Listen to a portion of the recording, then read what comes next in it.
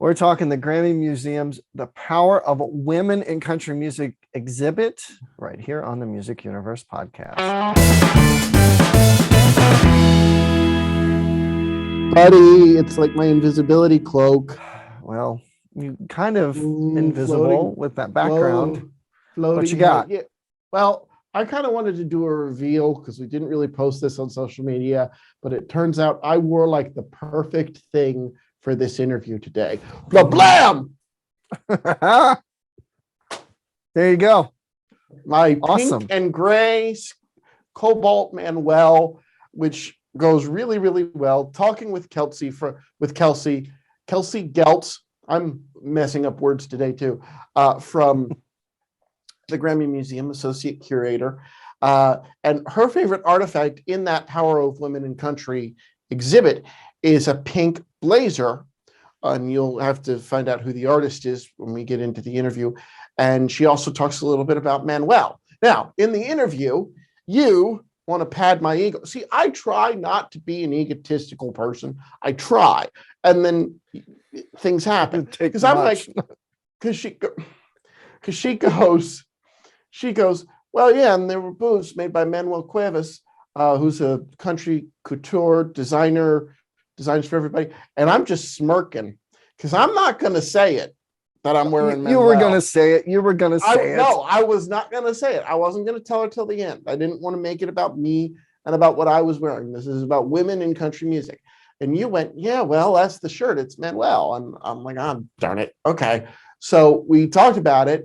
I wore a pink Manuel. We talked about Manuel. One of the favorite artifacts is pink. So this was a fun one. Well, you know, when you look like a woman in country music, and that's what they're talking about, you just have to piece them together, you know? Are you saying I look like a woman?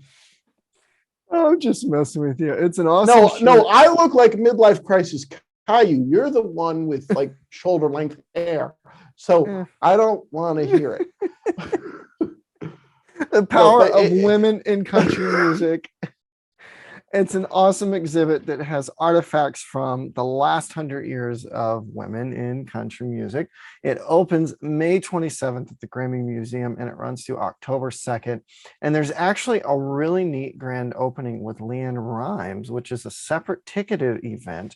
That's going to be on May 31st. Unrelated, I am looking up flights at the end of May for coming. So if you buy a ticket to the Grammy Museum located in the complex where the crypto.com arena is, as well as LA Live, then you'll be able to see this exhibit, much like the Country Music Hall of Fame does.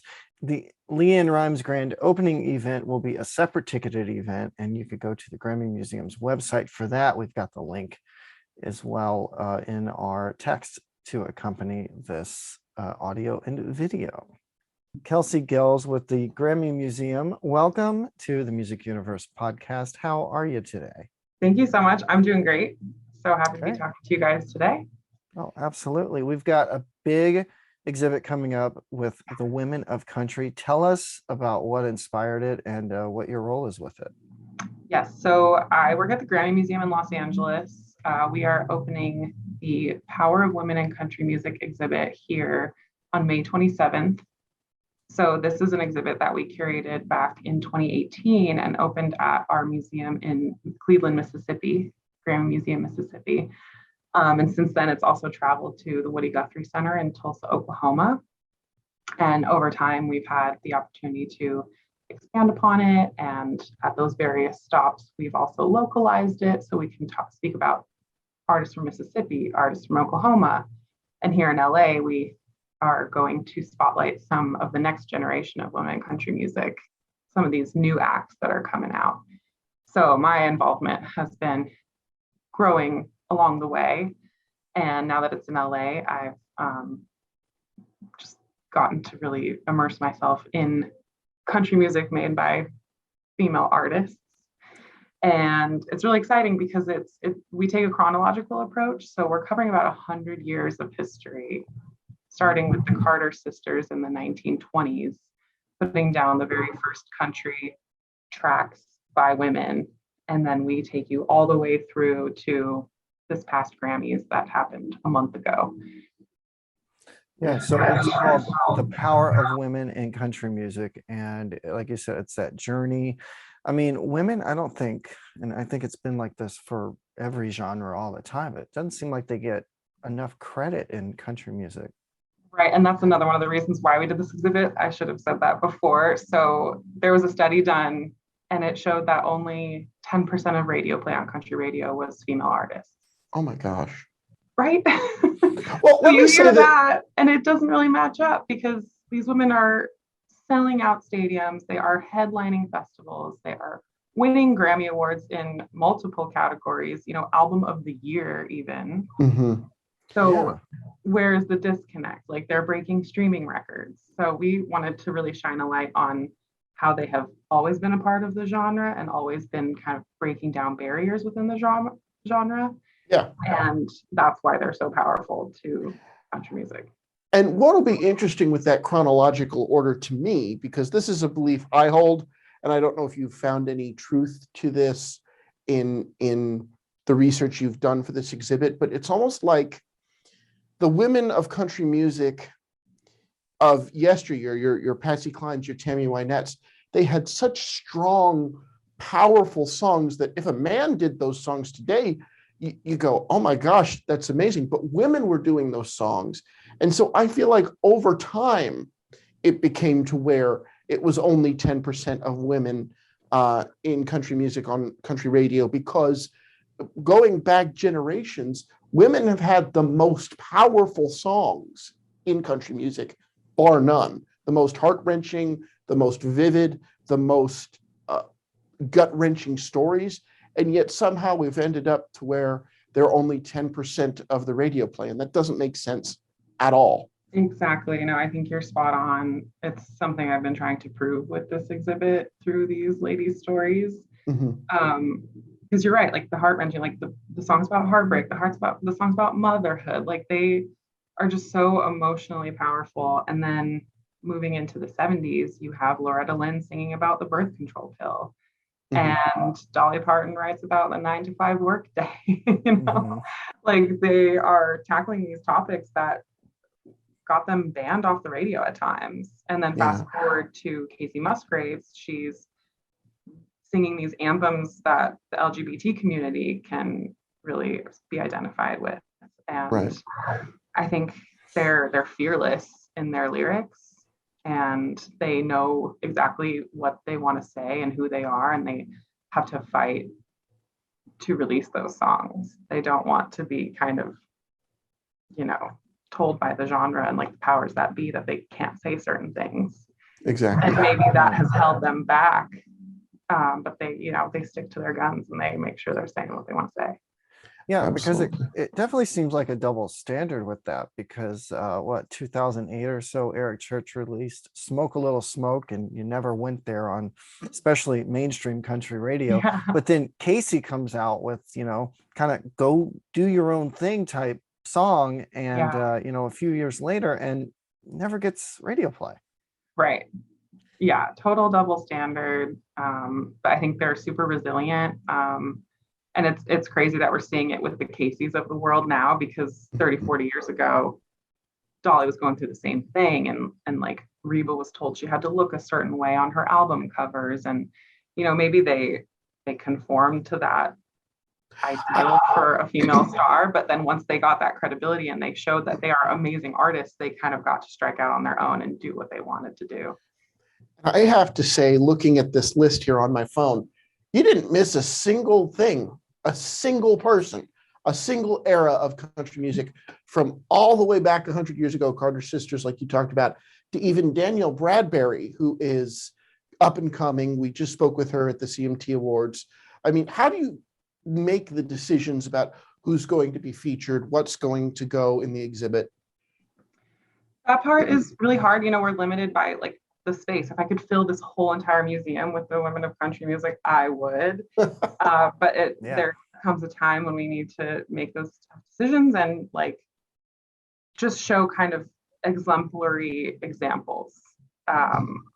These shining examples of different eras different breakthroughs, different styles, and we really can't hit them all, but I'm glad that we got to sample many different women from between those 100 years I mentioned. And then you're right, like people who are just now getting started and people who are crossing over between genres. Like we have Yola in the show. She's from England, but she is very well known for Americana.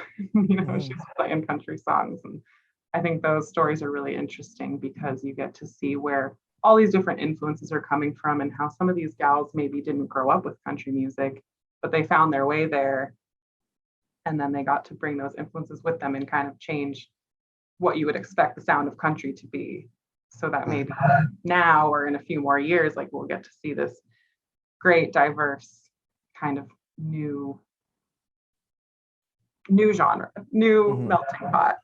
Right. Now, I know there's a bunch of highlights that were sent out. Can you tell us some of them, and we'll show a few on the screen as well? Sure. So I'm super excited to have a dress that Dolly Parton wore on the Grand Ole Opry in the 70s when she performed Joshua. Wow. And a banjo that she's played before that has these gorgeous butterfly inlay all over the neck and the head. So I think she's known for having butterflies around a lot, like in her logo. So I just love those butterflies. And it's great that with this exhibit, we have all different kinds of casework. So we can show performance outfits, but we can also show instruments and show how these women, they're not just a pretty face on stage singing, they're also totally rocking out. And we also have a section dedicated to songwriting where you can see the handwritten lyrics that they wrote and the creative process behind what they're doing. So besides Dolly, again, we have some great guitars. We have Rosanne Cash's guitar. That one also has a great little detail. There's a rose on the top and it says Cash at the bottom. She's amazing. Obviously Johnny Cash's daughter, but she's made a name for herself. Of course. Yes. We have Emmylou Harris's boots that she wore on the cover of one of her albums. And those are designed by Manuel Cuevas, who's like a very well-known Western atelier. Well, think of those sparkly suits. Yeah, I'm going to tell you that's the shirt Matt is wearing. Manuel there you go. Is a Manuel country fashion. Yep. Yeah, so I mean, think about all these ladies. Like we go back again to the 40s when it's the singing cowgirl, and you start to see those sets and hats and the really cool skirts and fringe, and you can see kind of the effect that these women had on fashion. And I think now that country fashion is coming back, and people who might not even listen to that music want to wear those clothes. Oh yeah, so cool. Oh, for sure. I see a lot of people who I know never, ever listen to country music wearing, the fringe jackets with the. Yes. It's it's all the rage. Exactly. How do these artifacts come to the museum? Are they donated? Are they lent? Are they purchased at auction? How do you literally curate for an exhibit like this? So they're all lent. We reach out to artists and other institutions, say like, we're telling this story, what do you have? And try to match up those 3D objects with the story that we're trying to tell. So it's a long search. It's a lot of emails, but we just do our best to find what we can that really tells those story pieces and get like I said, a diverse mix of different kinds of artifacts. So you can see the textures of the clothes that they wore and the instruments that they truly played, and then like down to the messy handwriting that they scrawled on a page to get that song down. So again, like this exhibit has been going on for about 4 years, and we've had that time to find more and more pieces to add to the show to continue to tell the story. Wow. Now, when is this open? How long does it run? And I know there's some special events surrounding the opening. Yes. So we open to the public on May 27th, and that's right before Memorial Day weekend. So then at the tail end of Memorial Day weekend on Tuesday the 31st, we're going to open with a special program featuring Leanne Rimes. It's the 25th anniversary of her album Blue, which she was very young when she released. I think she's an amazing kind of representative of this show because of the life she's lived through this country genre and contributions she's made. And, she's young enough to have influenced these women who came after her, but she's pretty close in age to them. Well, I think of her, it's interesting you bring her up. She's sort of like the Tanya Tucker for the new millennia. Started out when she was so young, but that voice, you could swear she was already 50 years old when she started. Exactly. And so when you start out that young and you have a voice that allows you to sing about such mature things, it seems to inevitably lead to a very interesting road in your country music journey. Absolutely. So yeah, we're excited to have her come and reflect on those kinds of things with Marissa Moss, who wrote a book called Her Country that comes out next week. Oh, cool. And she also writes for Rolling Stone. She has just an amazing perspective and amazing relationships with all these women, especially over the last 20 years. And she's going to be able to kind of get in with Leanne and go deep about what it's like to be a woman in country music and what she's been through over the course of those 25 years, reflecting on the album, reflecting on the exhibit. I'm so excited. So again, that's Tuesday the 31st, and then the exhibit will run all the way through October 2nd, I believe, pretty early October. So we're excited to have it here for the summer in LA. For our East Coast friends, has it visited the Prudential Center Museum yet? It has not. I don't know. I can't say if it will or won't at the moment, but yeah, I certainly would love to see this. Right after it finishes in LA, it's going to go to the North Carolina Museum of History. So if your East Coast friends want to take a road trip to Raleigh, it'll be there from late October through February. Very cool. Oh, okay. And we're excited to once again localize it, include some more North Carolina artists there. And it's just a great museum. So that's where it's headed next. Yeah, and tickets, are they all separate events for like Leanne as well as the exhibit? Yes, the Leanne event will be its own ticket. Sure, we can send some links over to you for that. But then other tickets will just be general admission to the Grammy Museum, and that's like our special exhibit for the run of the show.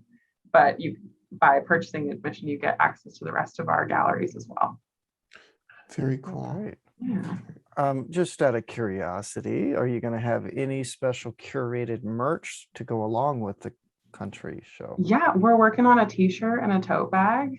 I'm excited to cool. see how those turn out. Yeah, we have a great logo and hopefully just get some cool kind of country vibes. And then I'm sure in our gift shop, we'll also have some nice curated kind of on theme, other kinds of things.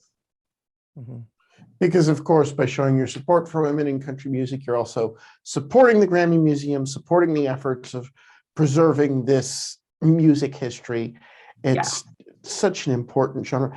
I'm so glad to see the Grammys doing something like this, because I don't necessarily believe this, but I know there is the argument that anything other than pop and rock can kind of get short shrift by these mainstream institutions. And what do you say to people who think that country music hasn't been given its due by the mainstream? I'm just really lucky to work at the Grammy Museum because yes, the Grammys take place, but we also have the freedom to tell stories that maybe the Grammys don't touch on. So we're kind of like a supplementary vehicle for more music history. And I think Women in Country won album of the year, country album of the year 3 years in a row, not this past year, but like it's nice to see more of them getting nominated into those categories and then even winning. So every year when I watch the Grammys, I'm like, where are the girls? Who's winning what? So yeah. That's every industry too. Where are the women? Where are the women? Right, Where's that representation? Because it's so important to tell that complete story in every genre. Yeah. And, there's a section in this exhibit about female groups. Like we have these women banding together and making music together. There's a songwriter in the show named Nicole Gallion, who has founded her own all-female record label and publishing arm. Mhm. So it's really cool to see them kind of take it upon themselves to change what's happening in the genre and the music industry, and like Yeah. be the change they want to see truly. Exactly. Well, And it takes them, really banding together and supporting each other. Oh yeah, absolutely. And one name I'm seeing that's not on my list, that maybe it's not everybody listed, but the Judds, I don't see them on there. Do you have any artifacts from them? I mean, it's definitely bittersweet at this point with Naomi's passing. Yeah, it's so sad to hear about that. They're definitely mentioned in text. They were so important, but we weren't able to get artifacts from them. I wish we had. Yeah, but definitely no intention to omit anyone. Just really trying to get as many as we can into our space. Oh, I get it. You get who you get, and you tried to tell the story with what you have on hand. Absolutely. And I know so many of the gals that we did include, like, they credit them as just a huge inspiration.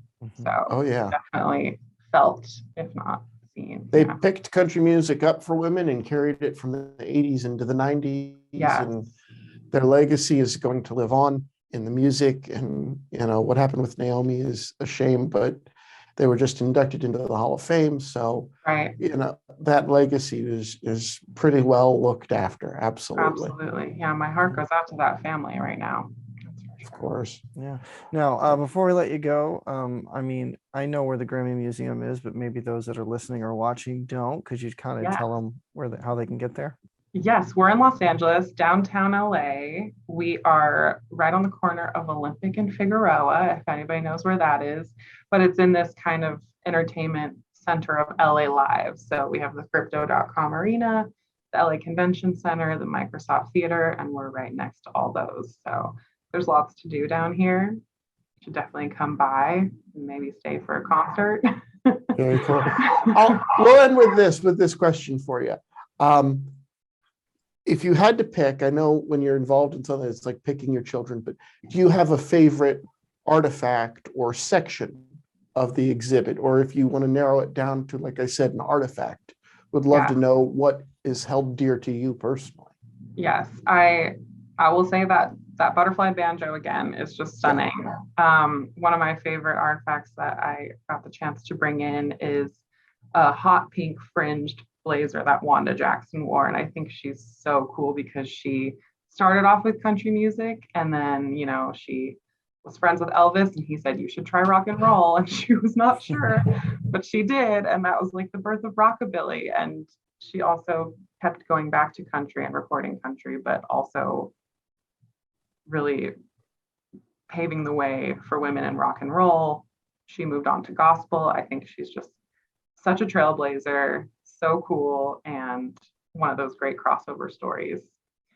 So if you come by and see a very pink, very fringed blazer that Miss Wanda Jackson wore in the 1980s, that's my favorite. I love it. Awesome. I love it. And what are the hours when it's open? Yes, we are only closed on Tuesdays, but we're open every other day. We're open from 10 to 5, I believe, or 11 to 5. And on Saturdays, we're open until 6. Sorry. Oh, great. So that's perfect. Head down on a Saturday night, go to see a concert after they visit the Grammy Museum and see this. Come see us first. Yes. And then the night will go on. Awesome. All right. Well, Kelsey, we appreciate you joining us. A lot of information there, and hopefully I can make it down during the exhibits opening there. I would love to give you a tour through October. Would love it. Awesome. Yes. We've been traveling more than ever, so I'm sure Matt will awesome. figure out a way to get out here and I'm going to book my flight right now. No, and head down. We'd love to see it, and we'll definitely be in touch, and looking forward to this. And thanks for what you're doing for country music too. Thank you. We need that. Yeah, it's so fun talking to you guys, and I think just these ladies are so inspiring. They've done all the work for me. We're just going to put it all together. More than 70 artifacts or special content from country legends and new artists and females of country music will be on display. There will be some text to go along with it, as you heard Kelsey say. So some artists they weren't able to get artifacts with, they are definitely represented in it. It runs May 27th through October 2nd with a special program with Leanne Rimes on May 31st. Tickets at thegrammymuseum.com. So you want to check that out. I know we're going to try to hit that this summer. And I think it gives you another reason to travel.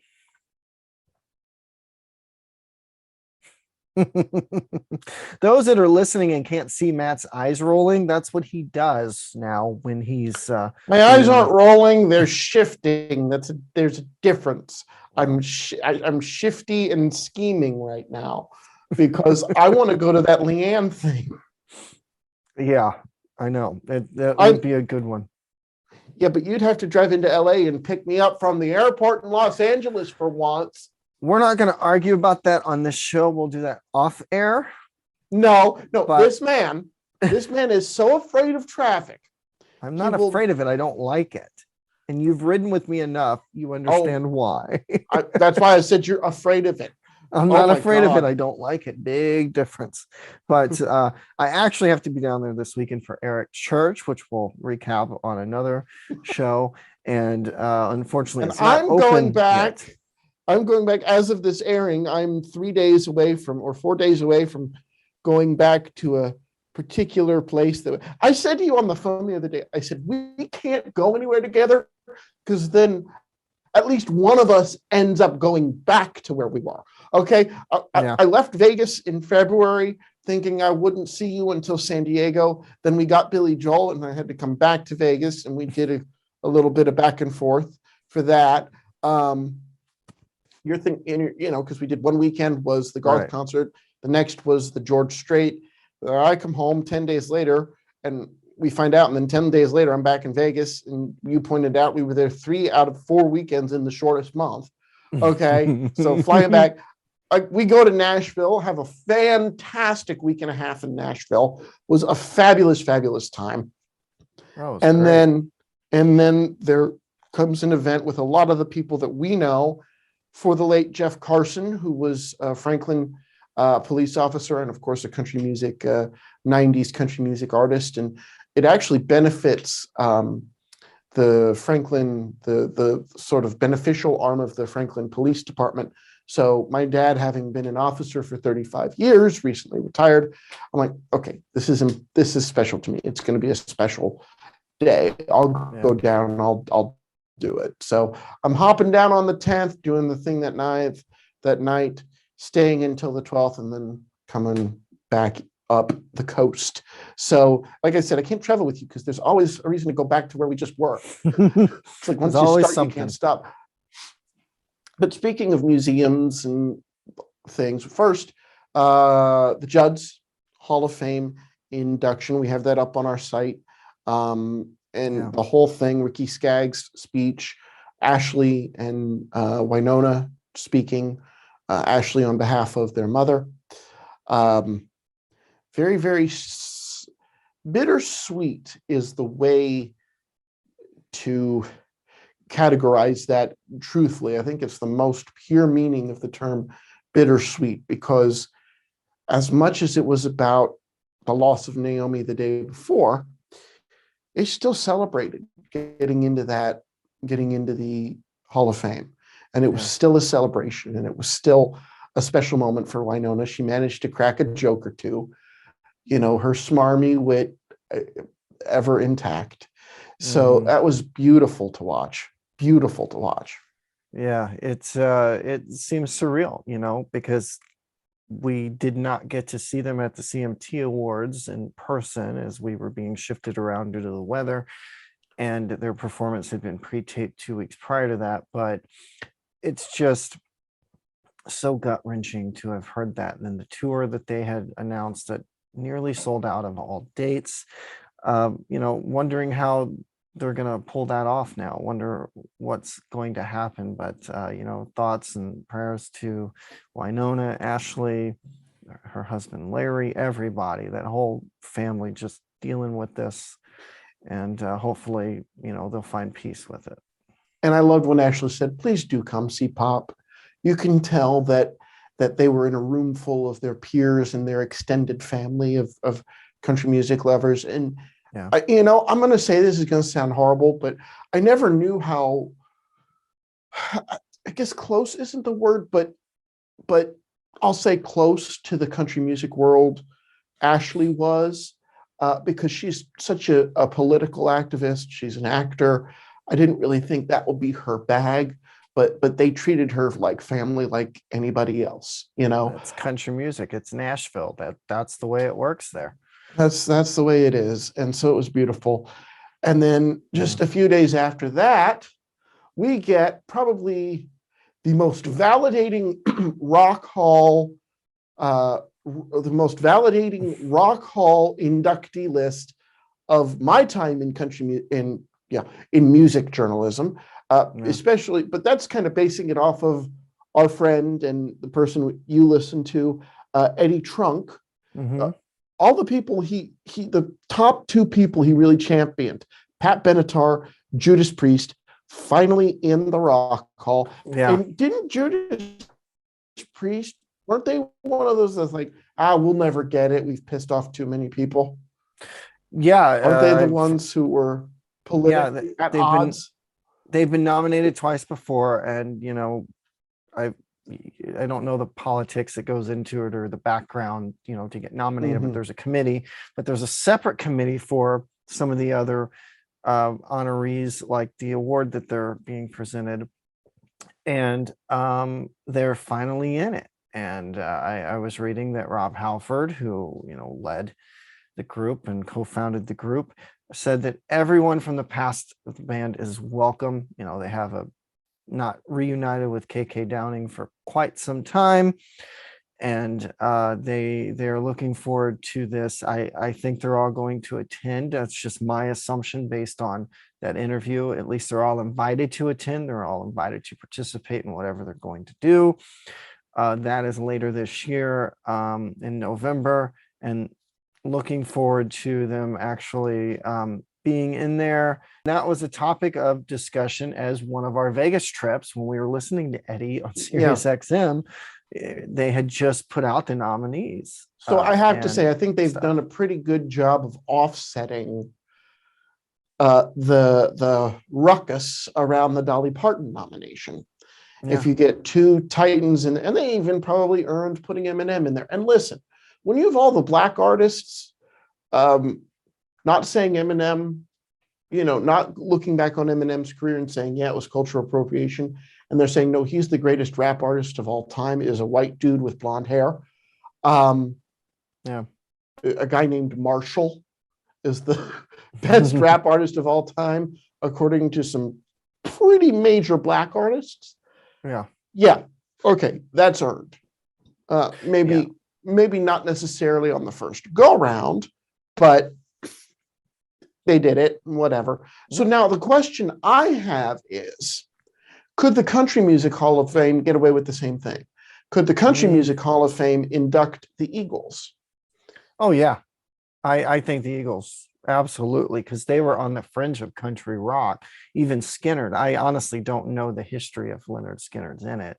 Even Marshall Tucker Band, if they're not in it yet. Oh, of course. The Outlaws. I mean, so many. I mean, if Ray Charles can go in, the doors are kind of open, because to listen to Ray Charles' induction into the Hall of Fame, the president of the Ray Charles Foundation, or whatever the organization is, was talking about how much he loved country music and that he recorded albums, but he wasn't a country artist through and through. He just was ingrained in the community. And I'm not saying it was a bad thing.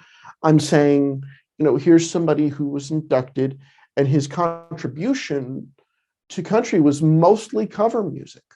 Mm-hmm. But the reason he was inducted was because what he did is he introduced country to a Black audience that had felt abandoned by the genre that really started in Black roots music. So getting a little bit Ken Burns right now into that country music. That was a great series of that. But yes.